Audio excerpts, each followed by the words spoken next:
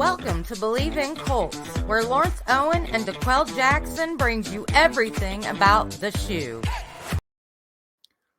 Welcome to another edition of Bleav in Colts. I'm Lawrence Owen, and this is a special edition.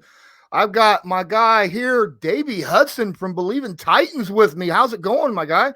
Hey, Lawrence, I'm doing well. I'm just excited that the NFL season, we're in full swing now, week 3 coming up. So the fact that we just have football, I can't be happier, and I'm excited to see what the Titans and the Colts are able to do this Sunday on the gridiron. But how about yourself, man? How are you doing? I'm doing well. I've been really busy this past week and a little bit distraught over the first 2 weeks of the NFL. Things happen a little differently for the Colts than what it has for the Titans. So looking at this game coming up, and it's going to be an interesting game because, I mean, it always is being a divisional game. But before we get into that, why don't you let our listeners and our viewers know a little bit about you and where they can find you? Yes, certainly. So name's Davey Hudson with Bleav in Titans. You can follow me on Twitter and Instagram at Davey, Davey _ Hudson, Hudson. And same setup where you can find Bleav in Colts. We're on the same platforms. And so you can check out me and former Titan Denard Walker. Love D, does a great job of breaking down, especially that secondary. And I mean, for the Titans as of late, secondary has been iffy at times. So it's great to have a set of eyes like his who's played at the highest level and just really understands what else going down from a scheme standpoint. And, you know, I also, if you enjoy college athletics and for some reason you're a fan of the Tennessee Volunteers, you can catch me every Monday through Friday on Fox Sports Knoxville here in Tennessee. So that's pretty much what I got going right now.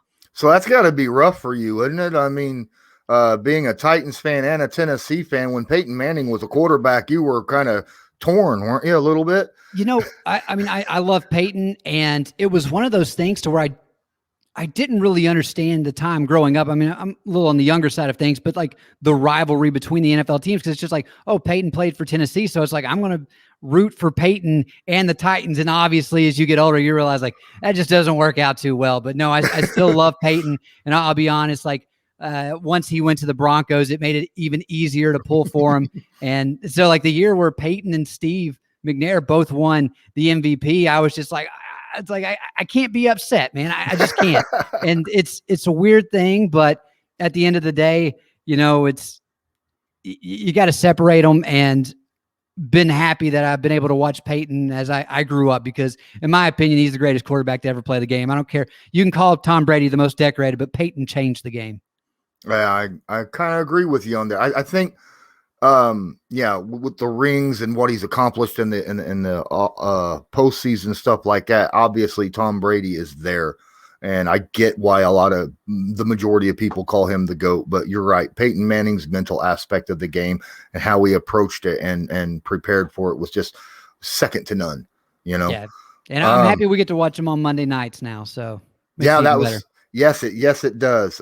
Speaking of former Colts players and guys that you rooted for, you got a few Colts players on your team right now. And so that's, to me, I think guys like Danico Autry, Chester Rogers, you know, I look at them and I go, man, I wish them the best. I hope they don't, you know, perform well this Sunday, but, you know, I wish them the best, and I hope they do well over there. How are they doing for you guys over there on Tennessee? So for right now, Danico had a great game against the Seahawks, actually. And so to see him come out, and we're like, all right, the Titans, they've been lacking pass rush for the last couple of years. And so they also went out and got Bud Dupree from the Steelers. And we're like, how is this going to work? And then this past weekend, we finally saw, because I just try to block that Cardinals game from memory after just how bad that was. That was uncharacteristic of any Mike Vrabel coach team, I Bleav, that I've seen play. But Danico came out. He had a great second game in Seattle. And Chester, like before the season, I mean, we were talking about this wide receiver room for the Titans is one that's just, it's really stacked. It's probably the deepest that I can ever remember that unit ever being. And so for him to ultimately come out and make the team, I thought he flashed in the preseason. And of course, the Titans have been using him as their primary returner on kick and punt. So it's been good to see that they both came on and are able to provide a really big impact early on for this team. Speaking of big impacts, you guys have a guy back over there on the D line. What's it like watching Jeffrey Simmons over there? Man, don't get me started. So it's one of those things to where you really look back and think how fortunate you are that a guy of his caliber fell to where the Titans were able to draft him in it would have been the 2019 draft. Mm-hmm. So whenever you look back and you're like, I know this guy's a top 5 player, obviously coming off the knee injury, the NFL made very well to show his video. That's not the most graceful thing. I mean, it's a terrible look. Like there's no way to sugarcoat it for what he did before he went to Mississippi State, but he's came out and played at a tremendous level ever since he's been physically able to go. And Titans fans are really excited. I mean, there were a couple of surveys over the offseason, GMs talking about, all right, well, we obviously know Aaron Donald's the best defensive tackle in the game, but who's second? And there's a couple of guys that you really could slot anywhere between that 2 and 5. And Jeffrey Simmons' name kept coming up. A couple of those guys said, you know, he's second on this list. I understand there's a large gap between first and second, but Jeffrey has all the tools to be one of the top defensive tackles, if not one of the top defensive linemen in the game today. Yeah, I mean, the Colts, they have themselves their own, guy. Darius. Defensive tackle. This DT. Okay, Buckner. Yeah, Buckner coming over from the 49ers. Yeah, he's definitely been something to when you watch him play, it's you want to run away from him. Let's put it that way. Well, yeah, I mean, the first time that we met each other, Colts Titans last season, DeForest Buckner was able to play, and we were able to hold Derrick Henry down a little bit, and that was why we were able to win. One of the reasons why we were able to win. And then the next time we played the Titans, DeForest Buckner had COVID, was not able to play that game, and Derrick Henry ran all over the Indianapolis Colts. So a solid defensive tackle playing at his best definitely affects the game in a very, very positive way for a team. Very much so, yeah. Hey, Colts fans, thanks for watching DeQuell and I here on Bleav in Colts. While you're at this, please take a moment to smash the like button, hit subscribe if you're not subscribed, tag that notification bell so that you are notified next time we upload a video or go live so that you can join in the conversation. Don't forget you can share this stream. That would help us out a ton. If you enjoy this, share it. All you got to do is go right over here and click the share button, little red share button down here underneath, and share it to your favorite social media, Twitter, Instagram, Facebook, wherever, doesn't matter. Thank you so much. On behalf of myself and DeQuell Jackson, have a good one. Enjoy the rest of the show. And there for a second, I wasn't thinking you were going to stay on the D-line. I was just going to say, like, Darius Leonard, one of the best defensive players in the game, and so he's somebody you always have to account for. And while he's out there, I know that defense is going to play at a high level. So I am interested to see from a defensive standpoint. I mean, I know we're still kind of waiting on the injury report to come out for this week. I know offensively, one of the biggest question marks is around Carson Wentz, but when you're looking at the Colts defense, I feel like they're relatively healthy going into this game. For the most part, Darius Leonard is still dealing with an ankle injury. He's playing with it. I think he's getting better as the weeks go on. We still have a situation at our number one cornerback. Xavier Rhodes has been dealing with a calf injury since right before week 1, hoping he'll be able to play because we'll need him drastically against Julio Jones and A.J. Brown. Obviously, those two are high-impact players. My question again, going over to that side, I mean, you guys, you had a 3-headed monster last year. Now you've got 4 guys over there on the offense that defenses have to really look at. How has Julio, now I watched the game, okay, but in your own words, what was it like watching Julio kind of step out this past week and show what he can bring to the team? I mean, it was fantastic to see. You go back to week 1 and you just got a very poor performance. No, Mike Vrabel specifically called him out by name for the personal foul that he had where Titans, they're down 10-0 against the Cardinals, 3rd and 1. He gets that personal foul. You're bumped up 3rd and 16, drive stalls. And as we know, that game was never going anywhere. So then this past week, you have an opportunity where Ryan is able to get him the ball. He's making some contested catches. It's really the way Seattle was trying to take him away. It just didn't really matter because, I mean, he was getting open and he was just making the most of it. And that's why you went out and traded for the guy in the first place, because you needed that other receiver opposite of AJ. And I know Corey Davis, great receiver in his own right, but I mean, he doesn't stack up when you're comparing him to Julio Jones. And last week, when you talk about it, like if it's not for Julio, this isn't even a game because AJ was really struggling. He had several drops, very uncharacteristic performance for him. And so with Julio stepping up and, of course, Derrick Henry being able to explode in the second half, it really did give that team some life and a reason in which they ultimately were able to come out on top. One thing that I look at when I see the stat lines on both these games for the Titans this past couple of weeks is the defense is giving up an average of 34 points a game right now. That's scary when you're a defense. Now, obviously, last year there was question marks around the Titans defense. To you personally, even with the additions that you have seen, what are your thoughts through 2 weeks on this Titans defense? What are their strengths? What do they need to work on? Yeah, so definitely the strength for this team right now is got to be that presence on the defensive line. When you look at Jeffrey Simmons and Danico Autry, it's hard to really pull a lot of strengths out of week one because you didn't really have any. And when I look back at that game last week for playing in Seattle, it was really weird because the first half, you're not able to stop Seattle. Russell's able to drive up and down the field. I mean, you look at that, it wasn't even a 2-minute drive that he had before the end of the first half, but he goes down the field like 7 plays, 75 yards. They don't even have to burn a timeout. And the secondary, you're like, my gosh, are we in for this again? Because the Titans pretty much gutted their secondary last year outside of Kevin Byard. And so when you look at the corners that they brought in, and one of the biggest things for Titans fans, at least this offseason, was how is defensive coordinator Shane Bowen going to perform this year? Because last year it was a very muddy situation when you look at like, all right, well, who's calling the plays? Who's technically in charge of the defense? Because Vrabel had his hands kind of in there, and the lines were just blurry as far as like, well, how much power does Shane Bowen have? So then this offseason, Shane Bowen, de facto, or he's the guy, he's the defensive coordinator. And it's, man, like I know I mentioned the Jekyll and Hyde thing earlier with Julio Jones, but when you look at the first half of the Titans against Seattle and the second half, it really is day and night, because the second half you only had 6 points allowed and it was from a busted coverage. And that sucks, but you're having some injuries. You're having to play a lot of guys who have won or rookies and just don't have a lot of experience. Occasionally that's going to happen. And Freddie Swain got open. Like there was no one within 20 yards of him. But outside of that one play, the Titans just shut down the Seahawks in the second half. So if you get that type of performance, you're going to be feeling really good about the defense. So I just don't know what to expect. And whenever you are talking about some of the weaknesses, I mentioned the secondary earlier, Elijah Molden, I think he's going to be a good player for the Titans long term, but he's still trying to catch up and get acclimated to the speed of the game. And then you had Christian Fulton step up. He was looking good, but Janoris Jenkins was Jackrabbit Jenkins. I got to get that right now. Jackrabbit Jenkins was struggling there at times. And of course, whenever Amani Hooker got put on IR, McDougald, they put him in at safety. Definitely one of those plays where you see it was Tyler Lockett just basically walk into the end zone where two Titans defenders took each other out. That was kind of on McDougald.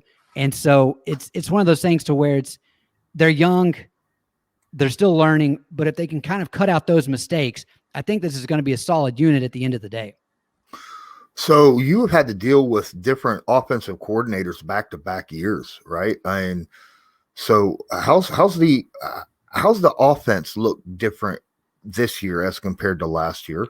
Yeah, so last year, I mean, that's one of the things real quick though, with Mike Vrabel, when he came in first year, you had Matt LaFleur. He left to go be the head coach for the Packers. You then were able to promote from within with Arthur Smith. You had him for 2 years. Titans offense, high flying with him. Obviously he gets the head coaching job for the Atlanta Falcons. And then this year they promoted from within again and have Todd Downing calling the plays. And Coach Downing, first half, the first game, it was really bad. He was not working to Ryan's strengths. And then this past game, you saw them try to get the play action more involved. And Ryan really was, I want to say at the end of the day, he should have been 12 of 12 on play action plays. He had 3 drops, so he ultimately ended 9 of 12. And that's his comfort zone. And when you can do that, you can see that this offense can go off for a lot of points, as evident in the second half last week. So it wasn't a great start for Coach Downing, but I've at least seen progress. And obviously week 1 to week 2, that's kind of what you're hoping to see. And so now can he continue to, 1, find that rhythm, and 2, just continue to get as much production out of this offense as possible? Absolutely. I mean, that's kind of a situation we're looking at, on the offensive side for the Colts as well, being that we're dealing with a new offensive coordinator as well as our previous one moved on to become the head coach of the Philadelphia Eagles. And we promoted from within as well with Marcus Brady. So still trying to get his feet wet in that situation and get to understanding how to work with the strengths of the team while still putting his stamp on it. Now, granted, with our situation, our coach makes the offensive play calls, our head coach, and the offensive coordinators, they're really to help out, whereas your head coach is more the defensive guy, right? He's more the defensive guy, but if I'm being honest, I kind of like it when Vrabel just steps aside whenever it comes to the schemes, at least for what we've seen so far. I mean, you look back at Vrabel's time as the defensive coordinator in Houston, he wasn't that great of a DC. Now, where he does excel is he gets his players ready and he has them fired up. I know they came out flat the first game, but the statistic is during Mike Vrabel's time since 2019, anytime his team loses by double digits, the week after he ends up winning the game. And that held true against the Seahawks this week. It took a lot for that team to claw back, but they don't quit. And he continues to have them ready to go whenever you're expecting it. And so it's weird. It's kind of like, I just hope he continues to take that CEO type approach. It's not like he's going to be your Sean McVay where he's just sitting there calling the plays and just outsmarting the opposing sideline in that regard. So this last offseason, Jonnu Smith, the tight end, moved on and is having a pretty good couple weeks so far over there in New England. Has anyone stepped up over there in Tennessee to fill those shoes? It's actually a great question, Lawrence, because going into this game, the guy you were expecting to be your receiving tight end, Anthony Ferkser, he was out against the Seahawks. He had a decent performance week 1, but I mean, he's the guy that he's very short-handed. You throw it his way, he's going to be able to usually come up with it. Now, as I said, he was scratched. The Titans actually went and promoted Michael Pruitt from the practice squad. Pruitt actually played for him the last couple of years, but in free agency, went and signed with the 49ers, ultimately gets cut. Tennessee decides to bring him back. He was I'm trying to think of the right way. He provided a spark for this team this last week. If you go back and you watch the game, there was a time where him and Jamal Adams were getting into it. Pruitt got inside Jamal's head, ultimately ended up getting Jamal to commit a unnecessary roughness penalty. Titans get 15 yards. He's catching, I think he had 3 receptions for 43 yards. Don't quote me on that. I should have those stats in front of me, but he was able to come in where you'd lost a guy in Jonnu Smith and you're like, all right, well, who's going to be that guy at the tight end position? Because you look at AJ and Julio, obviously that's going to command a lot of the defense's attention. And of course, Derrick Henry. So somebody's got to step up and be the other playmaker. And this past week, it was Pruitt when you needed him most. Titans used Jeff Swaim to block. There were some iffy moments last week, but I'm hoping that he gets those corrected. And so the Titans, when you look at their personnel, for tight ends, it's really like, all right, we got a guy we can trust to block in these situations. Then we got a receiver here. And I mean, that's the Colts. I mean, they've used a couple of tight end sets over the last couple of years when you look at Doyle and Mo Alley Cox. So it's that tight end battle. It's a position that I think is often underappreciated in the league. And so I actually kind of like to give those guys credit when it's warranted. Oh yeah, definitely. Especially any tight end on any team. I think tight ends are incredibly undervalued, especially when you got a guy who's kind of all around, right? A guy who can block in the passing game and the run game and go out and become a real weapon for the passing attack as well. Speaking of pass blocking and run blocking, you guys obviously have a legit left tackle over there, Taylor Lewan. But when I'm looking at your depth chart, on the Titans homepage, the right tackle has 3 guys sitting as the first guy. Who's actually your starting right tackle? Okay. Well, right now it's Taylor. Well, Taylor. Okay, like Taylor Lewan. It's iffy. I know the question's about the right tackle, but I feel like I got to talk about this. I don't know if he's going to play this week. He did not play against Seattle in warmups, tweaked his knee coming off a torn ACL. It's one of those to where you're like, all right, Ty Sambrailo is going to be battling for that starting right tackle position. Well, Taylor goes down. He slides over to left tackle. He has a great performance whenever you're looking at a guy who's having to step up, who's also coming off a torn ACL. So Sambrailo filled in there. Saffold's also injured at the left guard position. So the offensive line's pretty banged up right now. But then at the right tackle, you look at last year, Isaiah Wilson was supposed to be the guy. He's already out of the league. I don't want to get started on the biggest bust in NFL history, but that's neither here nor there. And so then David Quezenberry, great story. Guys overcame cancer. He stepped up, was able to play. And of course, they went out in free agency and brought Kendall Lamb over from the Cleveland Browns. They also drafted a guy in Dylan Reduns. He's primarily going to play guard. He's just not ready at the moment. But yeah, for right tackle, I thought Quezenberry's done a decent job so far. And when I look at offensive line, if I don't hear their name during the game, I view that as a good thing. And so that's kind of where I want to keep it. And so I'll be interested to see how they kind of shake things up this week once we get a full injury report and we know who's ready to go. But I'm just kind of up in the air at this point about who is going to be filling in, because the injury concerns just lead to so many questions at the moment. That's a big thing. If Taylor Lewan can't go and Ty Sambrailo, yes. Yeah.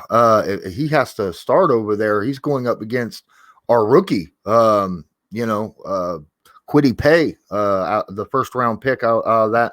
He hasn't really, he showed a lot of good stuff in preseason and has a few flashes during the games, but he's been going up against stalwarts at the left tackle position. So that's a situation that I think will be very interesting. And then, of course, obviously at your left guard, with Saffold being, having the issues there, DeForest Buckner gives even Quentin Nelson a handful, during practices. So would you say that your left side of your line now is probably your biggest question mark on the offense then? As far as like who we're expecting to play, I would say yes. During the game this past week, if you go back, Saffold went down. The next play, they put in Aaron Brewer. And I still need to go back and watch this more because I couldn't really see who missed their assignment. But the next play after Saffold goes down is whenever the Seahawks get that strip sack on Ryan, which I was more frustrated with the play call where you're going play action to where Ryan has his back to that side of the line when you're putting in a guy who does not have much experience. You can only anticipate that the defense is going to really try to take advantage of that side of the line. And of course they did. And 2 plays later, they score a touchdown to where they have 14 points in less than a minute. So, but I was really happy with how the team rebounded from there. And the line in the second half wasn't much of an issue. So they started to find their rhythm. And really, I mean, that's one of the biggest things when you look at the offensive line. It's a group that really relies on chemistry, just kind of knowing what your teammate to your right or your left is going to be able to do. And so if they can find that balance, I feel okay, especially just because, at least with Derrick Henry, he's the type of guy that if he does get hit in the backfield, he's usually good to break a couple of those here or there. Now, obviously, you don't want him getting hit 2 yards in the backfield every time he takes the handoff, but at least it does provide me some reassurance that if they're not getting that push, he's at least in the backfield to help out. So going into this game, what do you think? Now, in my opinion, me and DeQuell, what we just, obviously we feel like every game you should walk in and go, the game plan is to run the heck out of Derrick Henry and control the game clock and make life easier for your quarterback. Do you feel that that's what the game plan would be against the Indianapolis Colts this week? I think it's definitely going to be established to run early, but if that's not going for you for whatever reason, I mean, we've seen that at times, especially going up against the Colts the last couple of years. I think having Julio play like he did this past week, and I can't see A.J. Brown having 2 bad performances like he did 2 weeks in a row. So it could be a situation where I think the Titans might just try to get on some one-on-one matchups and just throw it up to their all-pro wide receivers and see what they can do. It'll be interesting just to kind of see how Todd Downing's going to go about it. I know whenever you are coming off of a high like the Titans are getting that win in Seattle, how are you going to play the first half getting back into the swing of things, because like I said, like the biggest issue I've had with the Titans the last couple of years is it's just, you never know which team you're going to get. It seems like they struggle to put a first and a second half together, or vice versa. And so, I mean, you see the good and the bad. And so if they could just consistently put those two halves, like you're due for at least one a game, then this team would easily be in that conversation with like the Bills and the Chiefs this year, as far as like who's going to be representing the AFC in the Super Bowl. Yeah, this is a very, very important week 3 matchup for the AFC South in general. Right now, if the Titans win, they have a chance to take a 2-game lead in the division over everybody else. And if the Colts win, they have a shot literally of being 1-2 and being on top of the division. It's weird how stuff like that happens, to where, you know, you could win and be at the bottom of the division, or at the top of the division, or lose and be at the complete bottom of it. And so in your eyes, is this the more important game right now than what the later game is in the season? I believe so.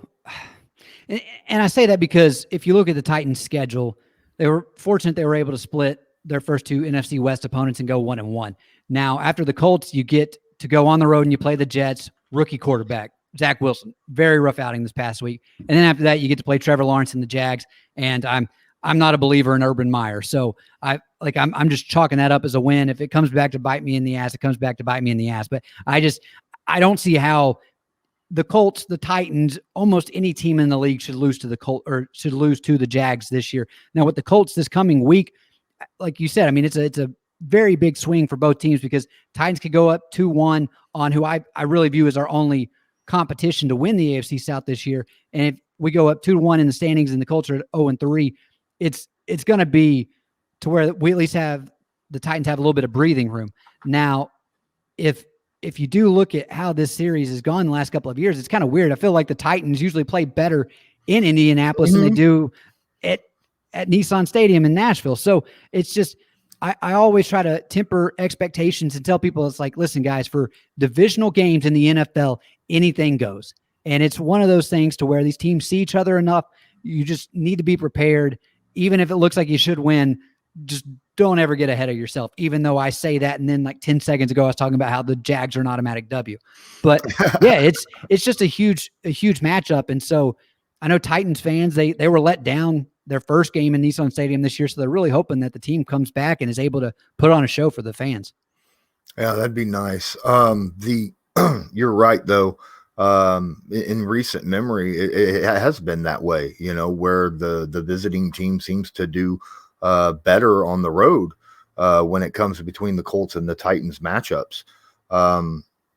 It's very interesting with the scheduling that we have this year, where we're facing the AFC East and the NFC West. And the NFC West is a scary division. It best really in the is. league, in my opinion. Yep. Yeah, by far. And the Colts, you know, the majority of their tough games is in the first 5 weeks. You know, all 5 of their first games of the year are against teams that won at least 10 games last year.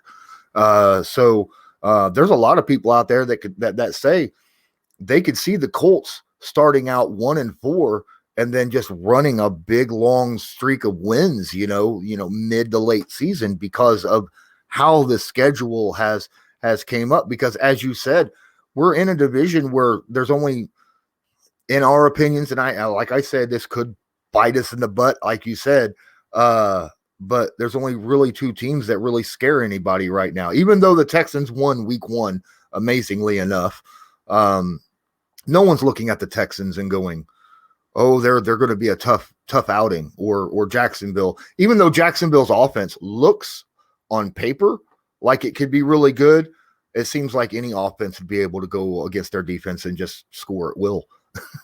Yeah, that's what's fortunate for those like who are watching and hoping that Derrick Henry has another incredible season. It's like, well, he gets the Jags and the Texans defense twice. So yeah, I mean, and for the Texans, like, it's one thing. Like I did think Tyrod Taylor came out and performed fairly well for what he has around him at the moment. Now, obviously, he has that hamstring injury. He's already been ruled out for Thursday night's game against the Panthers. So Panthers, kind of a surprise. They're one of the few 2-0 teams at the moment, and I just kind of expect them to continue to keep it rolling. I just hope that for the rest of the AFC South, when you kind of look at the scheduling that they have, I mean, can they go in and upset like the Colts for their 2 remaining NFC West games? Are you able to steal a game there? Because I think that the Titans were able to steal theirs this past week. And whenever you get the Rams, the 49ers, both those games, you look at them, it's later in the season. So what's going to happen there? But yeah, I mean, it's the AFC South has not had many favors done for them from a scheduling standpoint this season. So the Indianapolis Colts just came off a loss to the Rams, but it was tied with like just a few minutes left in the game. It was a very, very tight game. And then Carson Wentz comes out of the game with 2 ankle sprains. He's got a high ankle sprain and a low ankle sprain on different feet, and he had to come out. And now we're sitting with a second-year quarterback that just took his first NFL game snaps last week, late in a fourth quarter, on a wishing, drive to win the game. Is that going to make things? Do you think that's going to change the defensive scheme that your team is going to use if we have to go out there without Carson Wentz and have to go with Jacob Eason instead? I was really kind of hoping to get more of an idea of how Carson was going to fit in Frank Reich's system. And obviously, if he's not able to go, Jacob Eason, year 2, playing in that. And I know his fourth quarter was not one to be remembered for Colts fans this past week.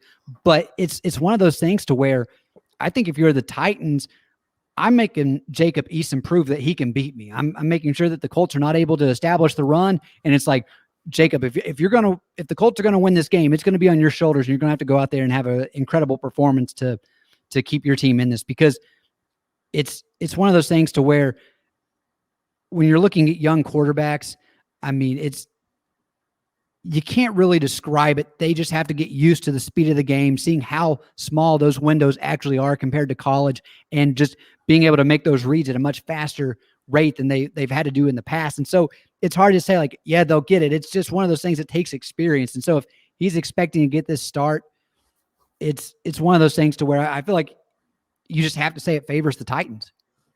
Yeah, I think so too, a little bit.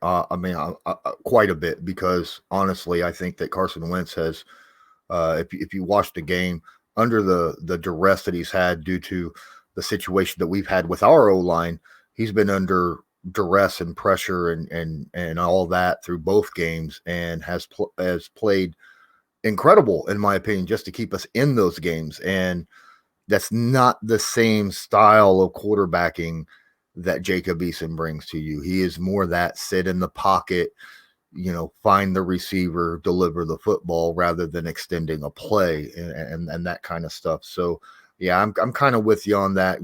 I would actually bring pressure a lot, just run blitz and then go after the quarterback afterwards. I'd force him to make quick decisions, because rookie quarterbacks have issues with that sometimes. Yeah. I mean, I know it's early in the week, but are all indications at least coming from within the program and from Colts fans like this is Jacob starting, like it's like that's pretty much what we're looking at right now? Or is there like there's still that sliver of hope that Carson's able to go? There's a sliver of hope, but I know what it's like to deal with high ankle sprains, and to have a high ankle sprain on one and a low ankle sprain on the other. Being a quarterback, that's going to affect not only your drop back, but your delivery as well, not to mention his mobility. And, I don't know, we're still waiting to hear.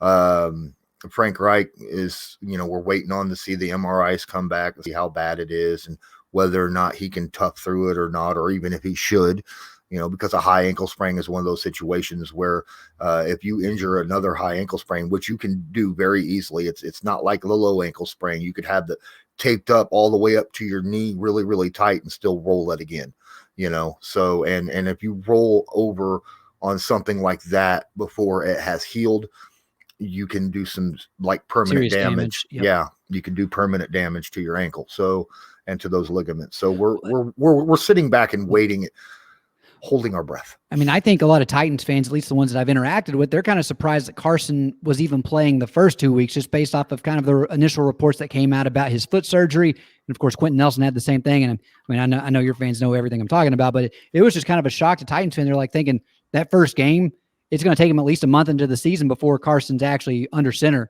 And lo and behold, he's able to start week 1.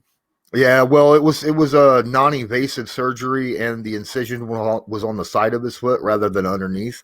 So it was more once the incision healed up, it was more about pain tolerance than it was, worrying about whether or not it would damage something, So that's all that was, and apparently, the pain tolerance for both Nelson and Quentin Nelson and Carson Wentz seemed to be high enough to where they were able to play with no problem. Gotcha. All right. Well, I appreciate you being here, guys. Check us out over on Bleav in Titans as well, because I will be recording with him later on this evening on his show. So go check that out as well. Obviously, you can check that on the Bleav Network podcast and anywhere that you get your podcast as well. Thank you so much, Davey, for joining me today. I really appreciated getting some, picking your brain about the Titans. Lawrence, I'm really glad I was able to join, and Denard and I are looking forward to having you on later on. All right. Well, thank you so much. And until next time, I'm Lawrence Owen. That's Davey Hudson for Bleav in Titans. And until next time, have a good one.